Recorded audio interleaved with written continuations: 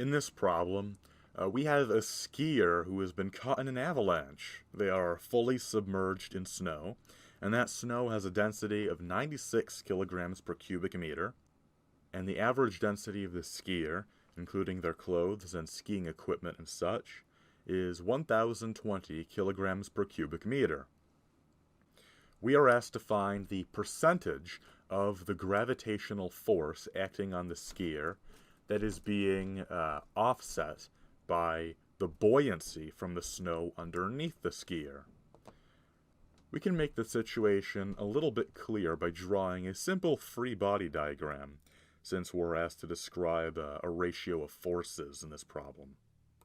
And so here in this simple free body diagram, we have the force due to gravity acting down on the skier, represented by the little dot here. Let's call that F sub g. And acting upwards on the skier, according to Archimedes' principle, is the force due to buoyancy, or F sub b. Now let's try to find some more thorough expressions for these forces. So first of all, the force due to gravity acting on an object is equal to the mass of the object multiplied by g, the gravitational constant. We're not given the mass of anything in this case here, but we can convert the mass using the density formula to turn this into an expression that will include the densities we're given in the problem. So because the density of an object is equal to its mass divided by its volume, if we were to multiply both sides by volume here, we can see that the mass is going to be equal to the density times the volume. And that's what we'll sub in this case. So in the case of the gravitational force acting down on the skier, this is going to be equal to the density of the skier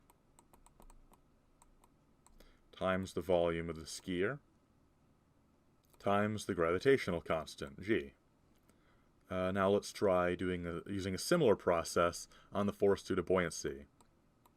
Now once again, according to Archimedes' principle, the force due to buoyancy is equal to the mass of the fluid being displaced by the other mass times g.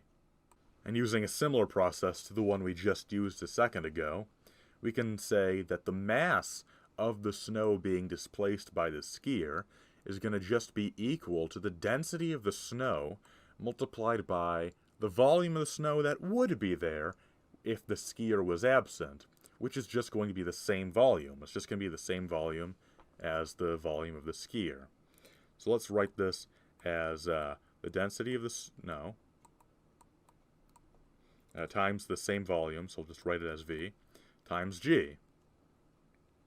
So now that we have some force formulas for both of the forces acting on the skier, now let's actually try solving the problem.